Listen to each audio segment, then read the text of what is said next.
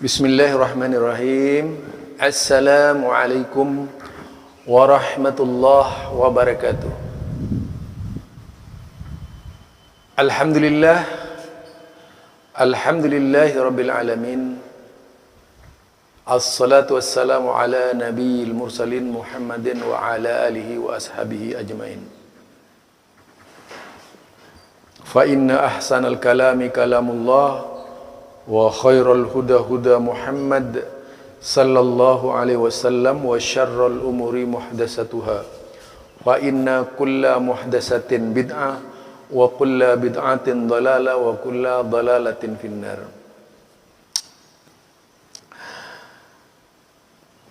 Kembali bersama saya Zulkarnain Al-Maduri. Berikut ini yang akan saya angkat berkaitan dengan perilaku kuburiyun di Yaman. Mereka melakukan tawaf di kuburan. Tentu bukan lagi perbuatan bid'ah, tapi syirik menyesatkan. Anehnya, pelopor dari pelopor dari tawaf di kuburan ini dilakukan oleh para habib-habib ini yang menjadi backing, yang menjadi motivator kuburiyun tawaf di kuburan ini adalah para habib-habib. Mereka adalah kelompok yang teriak-teriak ngaku-ngaku aswaja ini, bahkan menjadi kepala pimpinan-pimpinan para aswajawar di Indonesia ini. Bahkan ada yang menjadi guru besar mereka ini. Tapi kerjanya mereka ini ternyata tawaf di kuburan. Entah siapa yang mengajarkan, yang jelas tidak ada satupun yang mengajarkan. Coba Anda nanti tonton ini. Zulkarnain Al-Maduri Channel. Kubur Nabi Hud, tawaf. Ni di Kedah ni depa jemput mai dah Tok Syekh dah. Macam mana dia orang tahu bahawa kubur Nabi Allah Hud tu ada di Hadramaut, di wadi sekian-sekian? Macam mana dia orang tahu? Bila kita cek-cek, rupa-rupanya tahu melalui mimpi seorang habib. Ini isu dia. Islam hujah kita benda Quran, sunnah, ijma' dan qiyas. Yang ni hak yang disepakati dah. Nah, Quran, sunnah, ijma' dan qiyas. Mimpi dia. Mimpi boleh jadi hujah. Mimpi boleh jadi hujah. Tak, mimpi tak boleh jadi hujah. Tiba-tiba dia meletakkan syariat ziarah kubur Nabi Allah ni berdasarkan mimpi. Setiap tahun 2 kali dia akan buat ziarah. Ni sampai sekarang. Dan ziarah tu bukan kecil lah, besar. Siap dengan bawa bendera dan sebagainya. Kita boleh tengok dalam YouTube lah.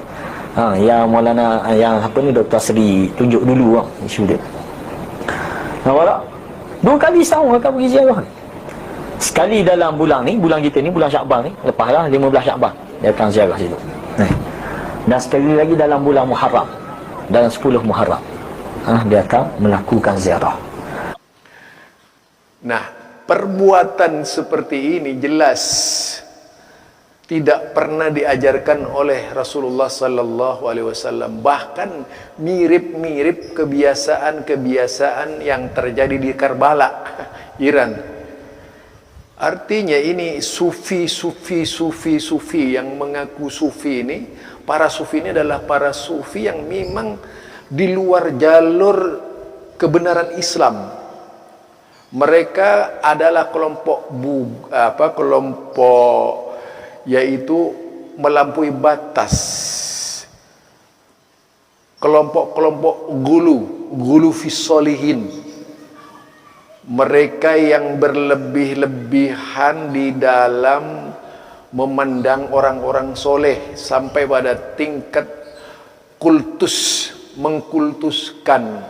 Bayangkan saudara, ajaran yang mana yang membenarkan perilaku mereka ini? Ini padahal terdiri dari habib-habib loh.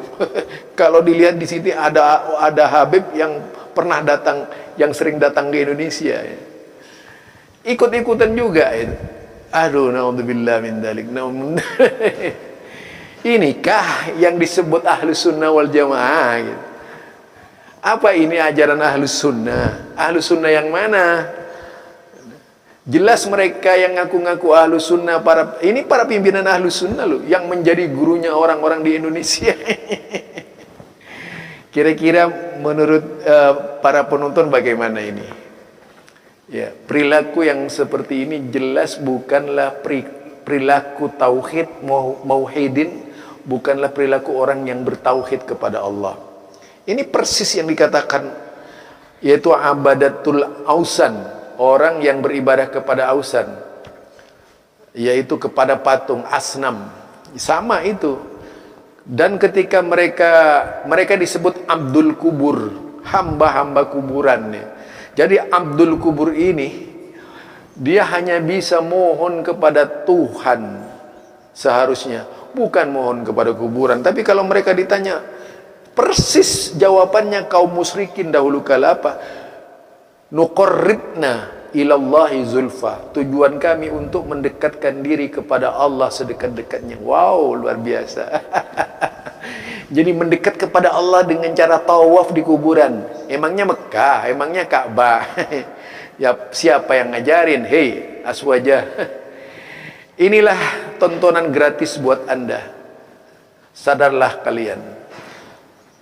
Dan di Indonesia ini sudah mulai, yang demikian sudah mulai mengkeramatkan kuburan. Sudah mulai ada yang menjadikan patung orang yang meninggal, orang-orang yang pernah ditokohkan dan sebagainya, itu sudah mulai dilakukan oleh orang-orang tertentu gitu ya. Jadi ada kelompok tertentu di Indonesia menjadikan patung orang terkenal, bahkan tokoh agama, tokoh politik, tokoh agama. Mereka bikin itu semacam patung gitu, diukir sedemikian rupa. Wah, sudah mulai meniru-niru kebiasaan kaum musyrikin yang ngaku-ngaku aswaja. Ya Allah, naudzubillah min dzalik. Mudah-mudahan Allah Subhanahu wa taala mengampuni kita sekalian. Dari saya Zulkarnain El-Maduri. Mudah-mudahan bisa menjadi bimbingan kepada kita untuk menyadari kesalahan kita. Rasulullah saja menyebutkan di dalam hadis-hadisnya, la tattakhidu qabri masjidan, jangan jadikan kuburanku itu tempat sujud. Kuburan Nabi, kalau di Madura ada itu kuburan, bahkan dibuat masjid di dalamnya. Dibuat masjid di luarnya, kuburannya itu ada di tengah-tengah. Wow, ini di Madura mulai ada sudah. Wala tattakhidu qabri masjidan, dan aidan, dan jangan engkau jadikan kuburanku itu tempat keramaian. Wah, itu ya. Ini juga terjadi. Artinya sekarang sudah mulai niru-niru di Indonesia ini. Mudah-mudahan penyakit yang datang dari Yaman, yang datang dari Iran ini tidak berkembang di Indonesia. Kalau tidak, akan lebih banyak korban-korban yaitu kesyirikan, dan kemudian mereka akan menjadi Abdul Kubur. Ini yang dikehendaki oleh Islah Bahrawi, menjadi manusia yang abnormal. Assalamualaikum warahmatullahi wabarakatuh.